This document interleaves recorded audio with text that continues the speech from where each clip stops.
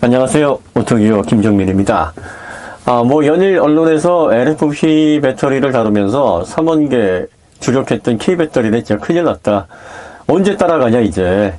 지난 몇 년간 허송세월 하다가 3원계에만 진짜 목매고 있다가 뒤통수 맞게 생겼다. LFP 배터리 탑재한 전기차가 이제 수요 확대되면 K배터리는 눈 뜨고 당한다.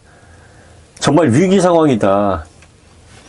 야, 진짜 요즘은 개콘 폐지된 이후로 언론이 정말 웃을 일 없는데 연일 야 진짜 재밌습니다. 중국이 LFP 배터리부터 시작한 건 3원계 배터리를 만들 만한 기술이 LFP 배터리를 시작하던 이전 10년경 이쯤에는 제대로 시설이나 기술력 그리고 생산 라인이 갖춰져 있지 않았습니다. 원래 LFP 배터리는 중국에서 개발된 게 아니에요. 미국에서 개발된 겁니다. 미국 스타트업에 의해서 산화 코발트 방식의 리튬이온 전지나 3원계의 리튬이온 전지가 너무 비싸니까 2010년까지만 해도 지금의 거의 10배 가까운 가격으로 판매가 됐었거든요. 정말 비쌌어요. 지금은 1kWh당 120달러 정도 하잖아요. 그런데 2010년도에는 거의 1200달러에 가까운 1185달러 이 정도 했었습니다. 그러니까 그 이전부터 리튬이온 전지 이게 산화 코발트든 3원계든 너무 비싸니까 이걸 대체할 수 있을 만한 정말 저렴한 양극재의 배터리 뭐가 있을까 해서 찾은 게 인산염 철입니다. 그래서 리튬 인산 철이 개발이 됐는데 처음 개발됐을 때만 해도 이게 쓸만한 물건이 아니었어요. 그러다가 중국에서 이제 그 특허를 사가지고 가면서 그래 어차피 에너지 밀도 떨어지더라도 중국에서 값싸게 일단 전기차 깔아놓고 그리고 우리가 에너지 밀도를 좀 높이기 위해서 다양한 방법을 통해서 보완을 하게 되면 이것도 쓸만해 해서 시작을 한 건데 자 에너지 밀도가 낮으니까 에너지 밀도가 낮다는 것은 그만큼 활성 반응이 떨어진다는 얘기고 이렇게 되면 화재 위험이나 그리고 또 수율 도달하는 데 있어서 훨씬 더 유리합니다. 에너지 밀도가 낮으니까 화재가 당연히 덜 나죠. 에너지 밀도가 높아야 화재 위험이 더 크게 대두가 되는 겁니다.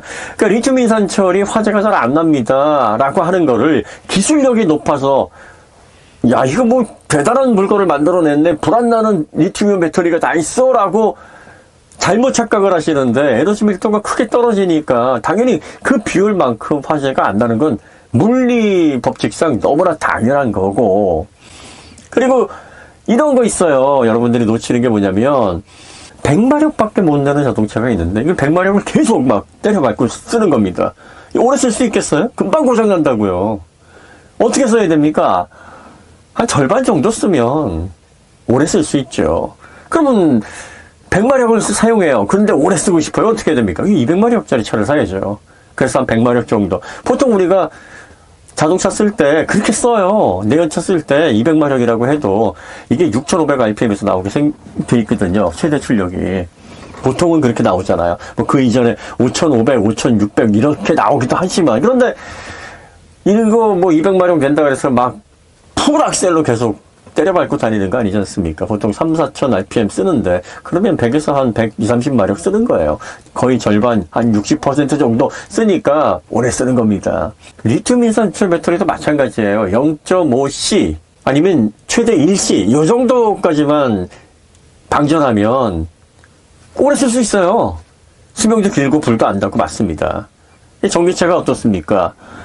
한 50kW 배터리를 탑재를 하지만 출력은 한 100kW 정도 얹어야 되잖아요.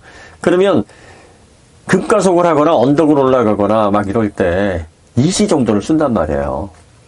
이렇게 돼버리면 에너지 밀도가 낮은데 있는 힘을 다 쥐어짜야 되잖아요. 그러면 100마력밖에 못 내는 차를 늘 100마력으로 다닐 때 고장이 잘 나듯이. 하지만 경차 마실 나가면서 천천히 잘 사용하고 그러면 오래 쓰잖아요. 이런 차이입니다. 그러니까 리튬 인산철이 전기차에 들어가서 고출력, 고방전 혹은 빠른 고속 충전 이 기능을 걸어놓게 되면 그 장점이 없어진다는 얘기예요.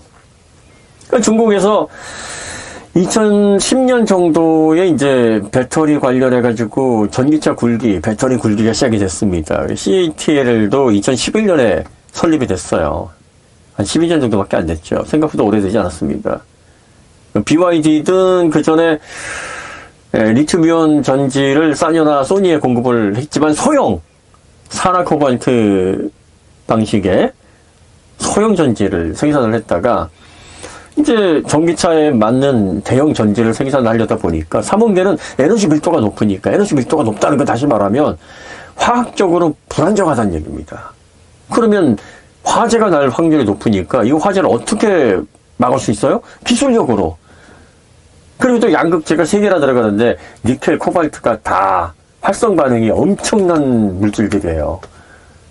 이런 걸 망간하고 같이 혹은 알루미늄하고 섞어서 블렌딩을 해서 안정적으로 에너지를 낼 수 있는 전지를 만드는데 그 이전까지 전기차 전지 폭넓게 해보지 않은 중국 업체 있어. 이거 어떻게 합니까? 그러니까 이건 수율 도달하기도 쉽고 그리고 에너지 밀도가 낮으니까 구조적으로 화재 위험도 좀 덜하고 하니까 처음 시작하기에는 딱 적합한 형식이라서 이것부터 우리가 라인을 깔고 일단 리튬 이산철로 우리가 배터리 생산 라인을 확대해서 전기차를 좀 깔아보고 그리고 나서 어려운 삼원계 기술은 좀 자본을 우리가 획득을 하고 규모의 경제를 달성한 다음에 진입을 하자 해서 삼원계는 이후에 개발이 진행이 된 겁니다. 자, 삼원계는 그 과정을 안 거쳤다라고 생각을 하시는데 아니에요. 리튬 이산철은 2010년도에 이미 삼성 SDI에서도 이 고방전 리튬 인산철로 오토바이 그 시동 배터리로 사용할 수 있는 18650 배터리를 만들어낸 적이 있고요. 여러 가지 다양한 실험을 했었어요. 그런데 왜 포기를 했냐면 에너지 밀도가 이건 한계가 있다. 너무 이거는 시장성을 놓고 볼 때 저렴한 가격으로 아주 싼 배터리를 생산을 해서 수요 확대를 할 수 있을 가능성은 있지만 고급형 그리고 고성능 이런 전기차나 그리고 또 아주 고출력을 요하는 이런 장비들에는 사용하기가 적합하지 않다 해서 그래서 삼원계로 전화를 한 겁니다. 자, 그런데 이제 리튬 인산철은 저가형 그리고 보급형 시장에 적합한 그런 배터리고 파워뱅크나 ESS용에 맞다라고 제가 여러 번 설명을 해드렸어요. 시장이 달라요. 삼원계는 고급형, 고출력을 요하는 그런 자동차나 기계 장치에 적합한 그러니까 시장이 완전히 분리되어 있는 겁니다. 마치 자동차로 말하면 고급형 자동차와 보급형 경차 시장이 분리되어 있는 거랑 같아요. 경기가 나빠졌어요. 그래가지고 경차나 보급형 자동차가 많이 팔려요. 언론에서 이렇게 기사를 낸다 그러면 어떻게 생각하시겠습니까? 야, 이제 프리미엄 자동차는 이제 다 죽었다. 큰일 났다. 이제 언제 경차나 언제 대중차 저거 따라가냐. 이제 프리미엄 브랜드를 생산하는 업체들이 이제 다 죽었다. 봐라, 이거 수요 확대될 텐데. 이거 어떡하냐. 그러길래 소형차, 경차 개발하지. 왜 넉넉히 있다가 완전히 뒤통수 맞았다. 이렇게 기사를 쓰면 어떻습니까? 이거 말이 안 되잖아요? 근데 지금 LFP하고 삼원계는 그렇게 기사를 쓰고 있다라는 거예요. 그리고 중국이 마치 LFP를 통해서 엄청난 기술을 지금 확보를 하고 있고 K배터리는 이제 와서 LFP 개발을 안 하고 있다가 뒤통수 맞아서 이제 와서 부랴부랴 LFP 개발하기 위해서 총력을 기울이고 있는 것처럼 이상한 기사들을 쓰니까 얼마나 웃기고 재밌지 않겠습니까? 볼 때마다 아주 폭소가 터집니다. 그걸 바래서 소설을 쓰는 건지 아니면 진짜 몰라가지고 그러는 건지 그분만이 알겠죠. 하지만 너무 재밌잖아요? 우리가 뭐 명품 시장도 있고 또 프리미엄 시장도 있고 또 대중 시장도 있고 아주 저렴한 영가형 시장도 있고 한데 이게 공존하는 거예요. 왜? 사람마다 구매력이 다르잖아요. 국가마다 경제력이 다르고 그러니까 아프리카나 남미 같은 곳에서는 전기차 쓰려면 일단 전력 그리드부터 구축을 해야 되겠고 그게 뭐 구축이 되기 전이라도 필요하다 그러면 리튬 이산철 같은 아주 저렴한 기반의 배터리와 그걸 기반으로 한 전기차가 필요합니다. 그리고 국내에서도 전기차를 구입할 때 돈 많이 쓰고 싶지 않아 하시는 분들 계세요. 또 경제력이 뒷받침이 안 되시는 분들이 전기차를 구입하고 싶은데 어떻습니까? 리튬 이산철이라고 해서 뭐 못 쓰는 전기차는 절대 아니니까 싸게만 나온다 그러면 관심을 가질만 하잖아요. 그러니까 그런 시장을 위해서 존재하는 겁니다. 테슬라 모델 Y LFP 배터리 탑재를 했는데 전기차에 난 이 정도 돈을 쓸 수 있고 나 경제적으로 그게 어렵지 않아. 그리고 좋은 전기차 탔으면 좋겠어 하는 사람이 누가 그걸 알아봅니까? 좀 미안한 얘기지만 테슬라 너무 비싸가지고 관심 없다가 이 가격에 테슬라가 나온다고? 야, 이 정도면은 그래도 내 입장에서 내 경제력에서 고려 한번 해볼 수 있겠는데 라고 해서 관심을 갖는 거잖아요. 시장이 다르다니까요. 그런데 그 다른 시장에서 다른 소비자를 대상으로 하는 제품인데 이게 고급형 프리미엄 시장까지 완전히 장악을 해가지고 뭐 이제는 K배터리 3원계 거기에만 주력하더니 뒤통수 맞아가지고 이제 시장에서 퇴출되게 생겼다고요? 그러면 뭐 앞으로 전기차는 또 배터리는 LFP와 같은 저렴한 그리고 대중차에 적합한 이런 것들이 전체를 뒤덮는다는 얘기입니까? 말도 안 되는 얘기를 하고 있어요. 시장이 다릅니다.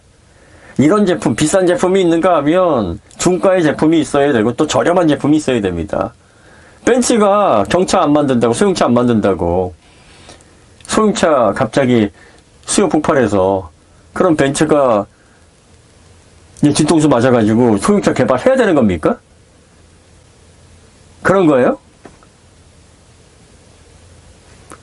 K배터리가 LFP 배터리를 탑재한 전기차를 생산을 하는 것은 전기차를 수요 확대를 하려다 보니까 자 0에서부터 100까지 이제 고객층이 나뉘어지잖아요. 그러면 어떤 사람은 1억 이상 쓰고 어떤 사람은 7, 8천 쓰고 어떤 사람은 5천까지는 그래도 쓸 수 있어. 하지만 어떤 사람은 난 2, 3천밖에 못 쓰겠는데?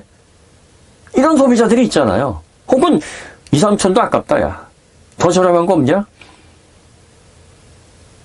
백화점에서 시금치 사는 사람이 있고 마트에서 사는 사람이 있고 재래시장에서 사는 사람이 있고 새 제품 사는 사람이 있고 당근에서 사는 사람이 있고 사람마다 경제력이 다르고 소비하는 패턴이 다릅니다. 이거 다 대응해야 되잖아요.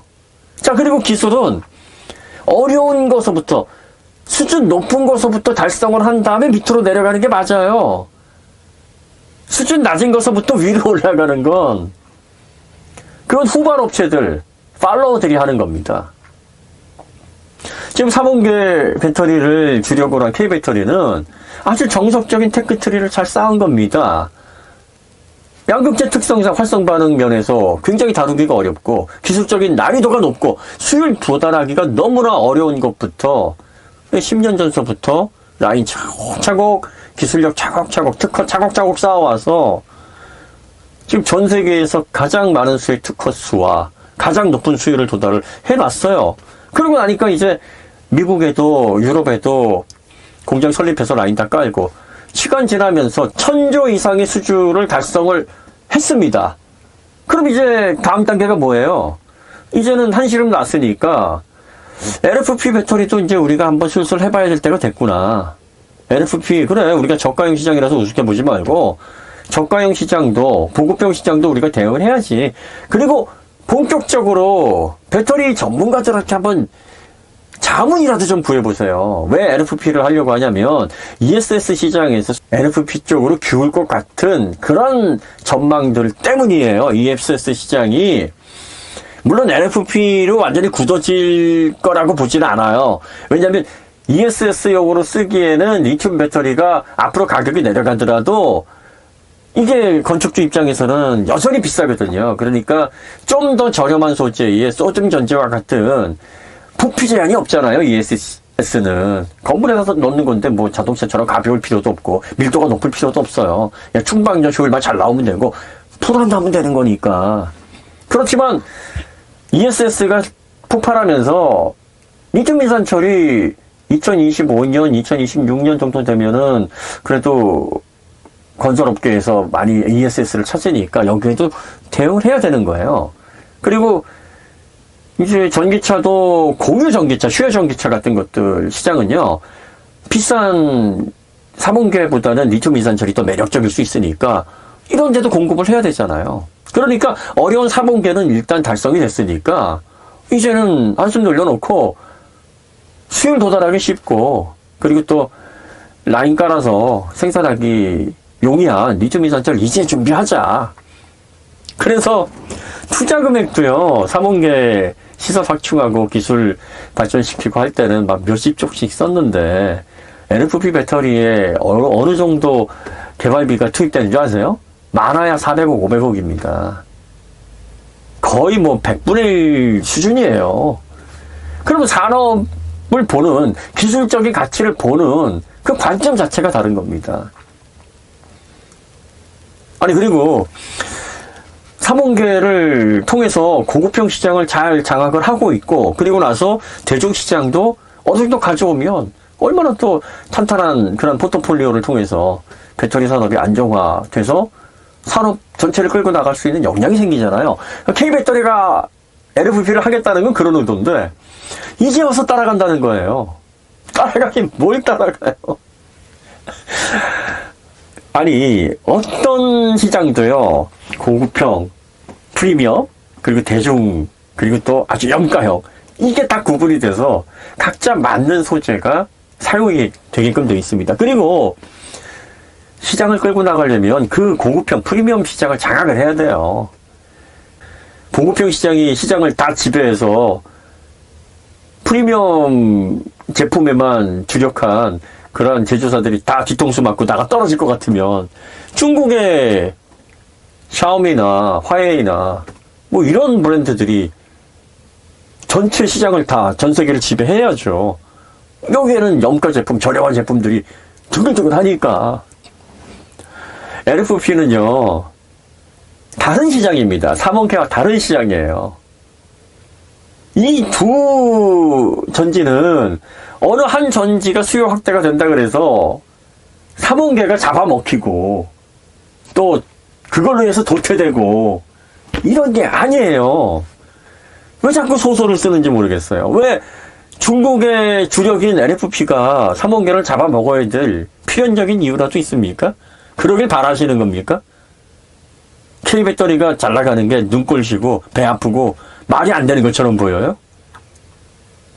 한 번도 산업계에서, 자동차 쪽에서, 그리고 또 이런 에너지 관련된 소재 면에서 1등을 해본 적이 없는 국가라서 1등을 하면 뭔가 불안하고 이 말이 안 되는 것처럼 느껴져서 이러시는 건가요? 아니면 지금이 조선시대라고 착각을 하시는 거예요? 중국을 숭상하고 뭐 중국이 대국이라서 우리가 중국에 소속돼 있지 않으면 미래가 없다 뭐 이렇게 생각을 하시는 건가? 시장이 다르다니까요? 이걸 혼동하지 마세요. 그리고 LMFP는 인산철 이 부분을 약간 망가를 섞어가지고 일부분을 차원하겠다는 겁니다. 그 다음에 이제 M3P 같은 경우에는 NCM811과 LFP를 섞어서 에너지 밀도를 높이기보다는 뭘 높이냐면은 전압을 높이겠다는 거예요. 전위 차이를 좀 더 높여서. 왜? 지금 현재 리튬 인산철은요, 밀도에 있어서는 거의 한계에 와 있습니다. 그래서 자구책으로 자꾸 리튬 인산철의 품질을 개선하려고 하는 게 전압을 높이려고, 지금 3.2V인데, 이걸 높이면 전압 곱하기 전류니까 전체 밀도가 올라가는 현상이, 그러한 결과가 나오잖아요? 그런 방식으로 지금 계속 자구책을 찾고 있는 건데, 아니, NCM811과 인산철 LFP를, 양극재를 두 가지를 섞어서 뭐하나 인산철이라고 해가지고 그걸 만들어내야 되는지, 꼭 그럴 필요가 중국은 있죠. 왜? 중국은 인산철이 지금 중국 내에서는 가장 경쟁력이 있다라고 보는 거예요.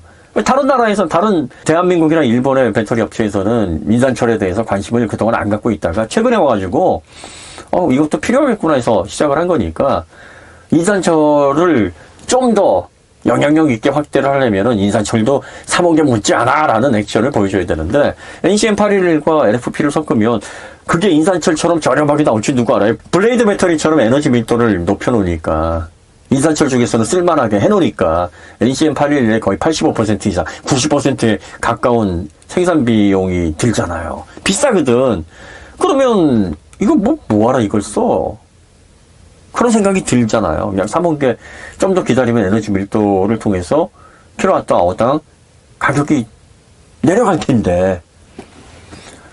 그러니까 LFP는요, 그냥 시장에서 다양한 소비자를 대응하기 위한 미들레인지급 이하의 대중 전기차, 염가형 전기차, 소형 전기차, 뭐 이런 상품군에 필요합니다. 그리고 이런 염가형 제품들이 수요 확대가 된다 그래서 고급형 제품들, 그리고 그런 고급형 제품들에 투입되는 기술력이 사장되거나 잡아먹히거나 이런 상황이 벌어지지 않아요. 오히려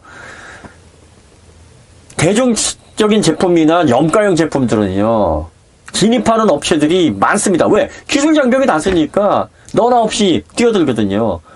그러면 이런 시장을 우리가 뭐라고 불러요? 레드오션이라고 부르잖아요. 아니 K배터리가 프리미엄 시장에서 좋은 가격 받고 고급형 전기차에 공급을 해서 안정적인 수익, 안정적인 영업이익을 거둬들여야지. 왜 박터지게 그 레드오션에 들어가가지고 먹을 것도 없는데 막 자기 살 깎아가면서 경쟁하라고 왜 부채질을 하고 왜 등을 떠밀고 왜 큰일 났다라고 헛소리를 하고 계십니까?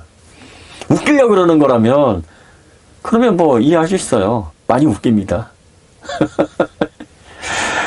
아, 참 다양한 사람들이 모여 살다 보니까 이렇게 다양한 얘기들을 통해서 참 여러 가지 에피소드들이 발생하는 게 인상인데 요즘 들어서는 그 혼란이 점점 가중되다 보니까 이젠 조금 웃겨요. 예.